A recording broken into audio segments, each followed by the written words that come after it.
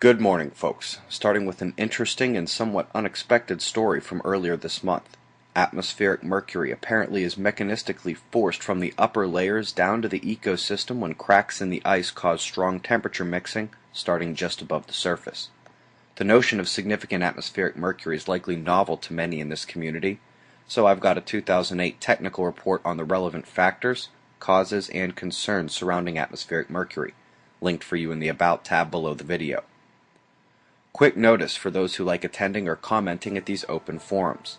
Regulatory law in this country indeed affords citizens the right to comment on public policy decisions and the like, but you have to be paying attention to when your forum is open and be quick on the draw to get your comments heard or your tickets booked. This is late February.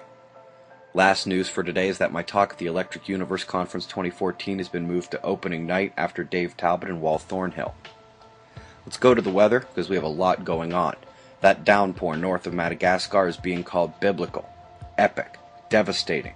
In the 7 hours overnight they saw half a foot of rain, with the central mountain runoffs on the little island. Most areas where people are living near the coast, it's over a foot of water. So New Zealand, apologies for underestimating that cell we showed heading for you yesterday. It was drawing his power from a diabolical Antarctic low whose convergence line stretched all the way up over you and onto Australia. It dropped at least one tornadic-like storm and may linger a bit longer before leaving. Yesterday was a whiteout for a good portion of my day in Columbus, Ohio. The low dipped down and apparently gave me something in common with everyone around me for hundreds of miles. This analysis is pre-sunrise, so we'll get what totals come in today. Pulling out to the wind map level, you can see those lows still stuck in the Pacific. Stuck lows are what could cause an arc storm if they sit right. Right now, it's a mild nightmare for Alaskans seeing this south of them, except for the break in the cold for this time of year. But put those lows slightly west, and we'd have had devastating rain all up and down the west coast for weeks now, and it wouldn't stop. Google my name and arc storm for more information. What do you think? That low finally dived for Europe? Oh yeah.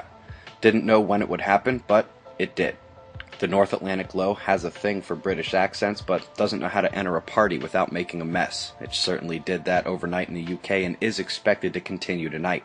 Let's look at the current conditions.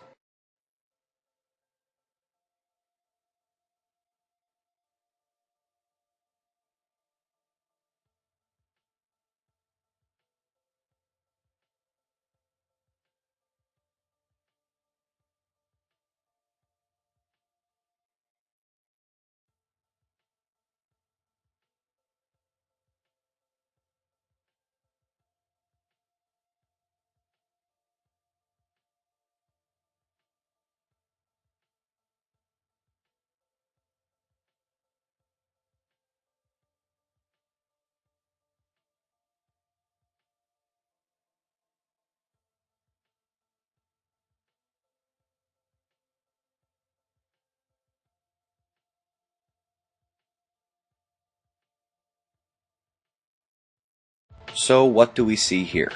Missing data, and more missing data. We had a data dropout for multiple hours on both the GOES and ACE, affecting every single data product that relies on either of those satellites. Even the normally reliable GOES SXI solar images, my go-to when the SDO goes down, was skipping hours at a time. Do we worry? Nope. We've got lots of backups. The SDO is the best full disk imager we get, and it never went down, not once, and neither did the Gong H Alpha. There were no major eruptions or flares. We can also confirm this on Stereo A, which also stayed up the whole time, and gives us a side view of anything trying to head our way. They are all back on now, and it's just in time. This sunspot group is doing a rare thing. Too much positive power in a small area, not within one umbra. They don't see each other as they backpedal towards collision, and they are feeling the itch behind them now with bigger C flare just induced, and the M flare chances rising above 70% if those two get any closer. Magnetic connection to our star is not right on that point, but our portal could easily be surged by significant activity as it is close. Let's remain vigilant. No visibility yet on the incoming sunspot groups. Another hour of audio posted to the website yesterday in the fly on the wall section. Eyes open. No fear, it's 6:30 a.m. Eastern Time, and that's the news. Be safe, everyone.